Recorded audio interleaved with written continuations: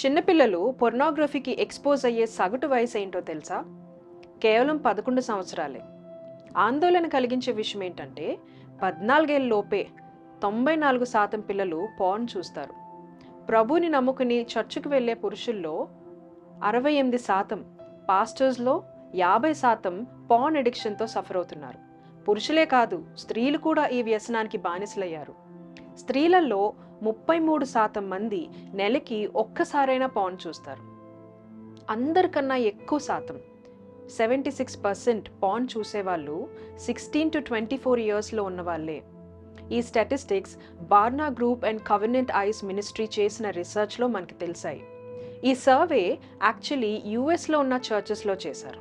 It is sad that no such study has been done for churches in our country.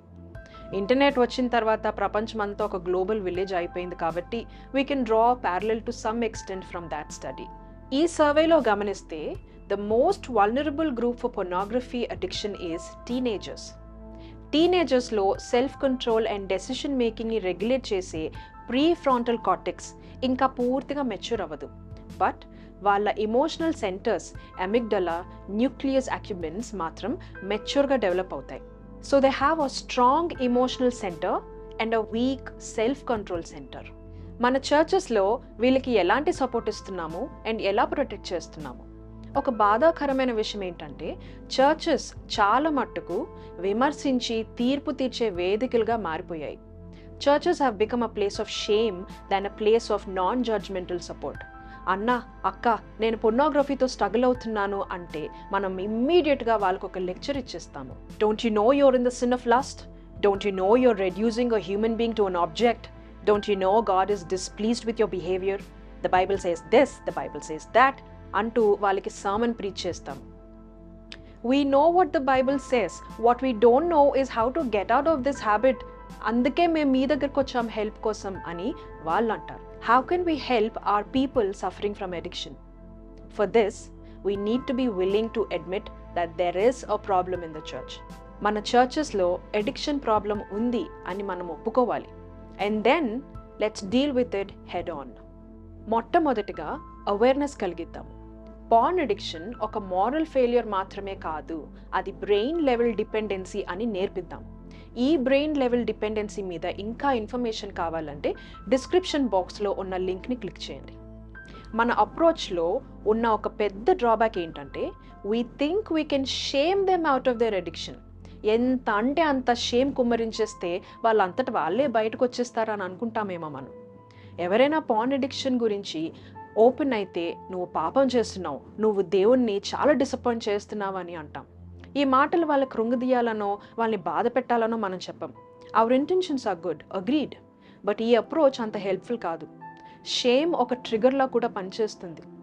నేను ఎలాగో పడిపోయాను, I'm a new way of disappointment to God, ఇంకెందుకు try చేయటం అని porn addiction నుండి బయటికి రావాలి అనే డెసిషన్ వెనక్కి తీసేసుకుంటారు. చాలా చర్చెస్లో sex education and sexual struggles గురించి మాట్లాడరు. ఈ టాపిక్స్ చుట్టూ ఒక ఆక్వర్డ్ సైలెన్స్ ఉంటుంది. మనం అలా ఉంటే యంగ్ పీపుల్కి రాంగ్ మెసేజ్ వెళ్తుంది కదా. దిస్ ఈజ్ అన్స్పీకబుల్, ఈ విషయాలు ఇక్కడ మాట్లాడకూడదు అని అనుకుంటారు. మన పిల్లలకు మనం సెక్స్ గురించి ఎడ్యుకేట్ చేయకపోతే లోకం రెడీగా ఉంది వాళ్ళని ఎడ్యుకేట్ చేయడానికి కాదు, డీసెన్సిటైజ్ చేయడానికి.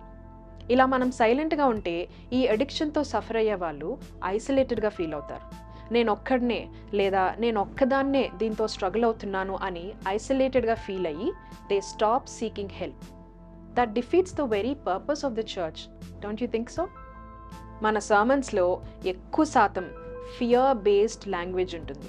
God hates lust, he hates fornication. అవును, కరెక్టే. బట్ మన టీచింగ్లో అదొక్క మెసేజే ఉంటే మనం దేవుణ్ణి తప్పుగా చూపించినట్లే కదా. మన అవగాహన దేవుని ప్రేమపై కాకుండా ఆయన తీర్పుపై ఎక్కువగా వాలిపోయినట్టే కదా. ఇలాంటి లాప్సైడెడ్ మెసేజెస్ పార్న్తో స్ట్రగుల్ అయ్యే ఒక వ్యక్తి వింటే తప్పు చేసినప్పుడు దేవుని వైపు రిపెంటెన్స్తో పరిగెత్తాల్సింది పోయి దేవుని నుండి దాక్కుంటాడు కదా. Let our teachings be balanced and let them be filled with hope. ఒక అడిక్టెడ్ బ్రెయిన్ని భయం ద్వారా బాగు చేయలేము. Be transformed by the renewing of your mind అని దేవుడు చెప్పాడు, కానీ be condemned by knowing my wrath and holiness అని చెప్పలేదు. God's heart is after the transformation of His children. Let's build a mentorship program. Struggle అయ్యే వాళ్ళకి ఒక trained మెంటర్తో పేర్ చేద్దాం. ఈ మెంటర్స్ మోరల్ పోలీస్లా కాకుండా కంపాషనేట్ హెల్పర్స్గా, గైడ్స్గా ట్రైన్ చేద్దాం. ఈ మెంటర్స్ పాన్ ఎడిక్షన్తో బాధపడే వాళ్ళతో నడుస్తారు. ఎప్పుడైనా పడిపోతే తీర్పు తీర్చకుండా లేపి నిలబెట్టి అవసరమైన సపోర్ట్ ఇస్తారు. ఐఎమ్ విత్ యూ అని భుజం తట్టి బలపరుస్తారు. వాళ్ళ సొబ్రైటీని సెలబ్రేట్ చేస్తారు. You're doing a great job అని ఎంకరేజ్ చేస్తారు. త్రూ దిస్ స్ట్రగుల్ అయ్యే ఇండివిజువల్స్ ఐసోలేట్ అవ్వకుండా ఒక ఆనెస్ట్ కంపానియన్షిప్లో హీల్ అవుతారు, రికవర్ అవుతారు. ఈ విషయాల గురించి ఓపెన్గా చర్చిద్దాం. ఎడిక్షన్ని ఒక పాపంగా మాత్రమే కాకుండా ఒక సఫరింగ్గా చూద్దాం. కండమ్నేషన్ ప్లేస్లో కంపాషన్ని చూపిద్దాము. పరిచయులు సద్దుకీయుల్లా ఒక ఫాల్స్ ప్రెస్టీజ్లో బ్రతకకుండా ధైర్యంగా ఎస్, ఈ ఎడిక్షన్తో నేను సఫర్ అయ్యాను, బట్ దేవుని కృపతో నేను రికవర్ అయ్యాను, నువ్వు కూడా రికవర్ అవుతావు అని ఆథెంటిక్గా సాక్ష్యం చెప్దాం. Let us make our churches places of restoration and not rejection.